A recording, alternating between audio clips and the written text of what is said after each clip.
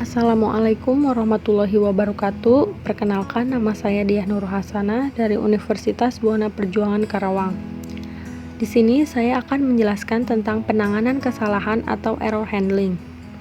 Error handling adalah satu penanganan kesalahan atau error pada berbagai macam keadaan dalam pemrograman. Setiap ada kesalahan, maka eksekusi program tidak akan dihentikan secara tiba-tiba, tetapi akan diteruskan ke baris pemrograman yang terdapat skrip penanganan kesalahan. Pada error handling terdapat kesalahan program, penanganan kesalahan, reaksi compiler pada kesalahan, error recovery, dan error repair. Kesalahan program terdapat 3 jenis. Yang pertama, kesalahan leksikal, kesalahan dalam mengetik atau mengeja, misalnya den ditulis dengan ten atau thn. Yang kedua, ada kesalahan sintaks, misalnya ada operasi aritmatika dengan tanda kurung yang jumlahnya kurang. Dan yang ketiga, ada kesalahan sematik, tipe data yang salah, misalnya B sama dengan B plus 1, tetapi B belum didefinisikan. Lalu ada reaksi compiler pada kesalahan, beberapa reaksi yang dilakukan oleh compiler, reaksi-reaksi yang tidak dapat diterima, yaitu kompilator crash, berhenti atau hang, looping, kompilator tidak bisa berhenti, menghasilkan objek program yang salah, berbahaya, bisa diketahui atau muncul setelah program dieksekusi. Lalu ada reaksi yang benar tapi kurang dapat diterima dan kurang bermanfaat. Kompilator menemukan kesalahan pertama, melaporkannya, lalu berhenti atau halt. Pemrogram membuang waktu untuk melakukan pengulangan kompilasi untuk setiap kali terdapat sebuah error. Selanjutnya ada reaksi yang dapat diterima. Dibagi menjadi 2, reaksi yang sudah dilakukan dan reaksi yang belum dapat dilakukan.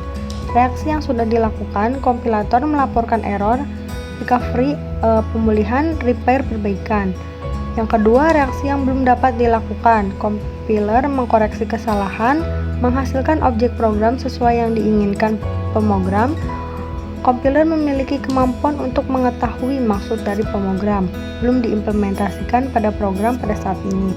Error recovery bertujuan mengembalikan parse ke kondisi stabil agar supaya dapat melanjutkan proses parsing ke posisi selanjutnya.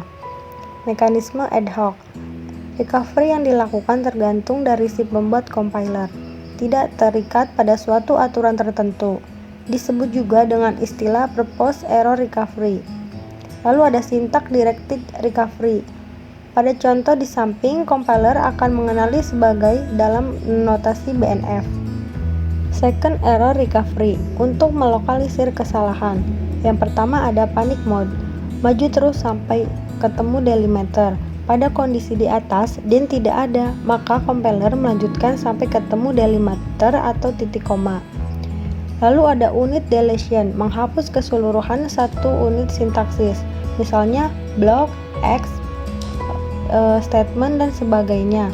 Mempermudah untuk melakukan error repairing. Context sensitive recovery, berkaitan dengan sematik, contohnya B sama dengan budi luhur.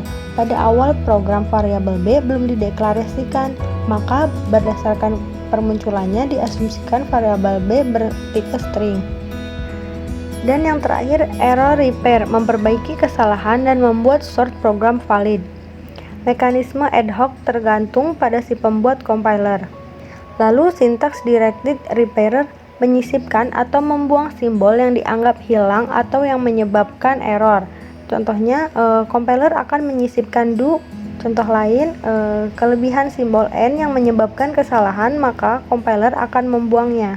Context sensitive repair, tipe identifier, membuat identifier dummy. Maka kompilator akan memperbaiki kesalahan dengan membuat identifier baru. Misalnya, B bertipe integer. Filling repair, memperbaiki kesalahan pengetikan pada identifier, misalnya while terdapat double L. Identifier yang salah ini akan diperbaiki menjadi while. Terima kasih, sekian dari penjelasan saya. Wassalamualaikum warahmatullahi wabarakatuh.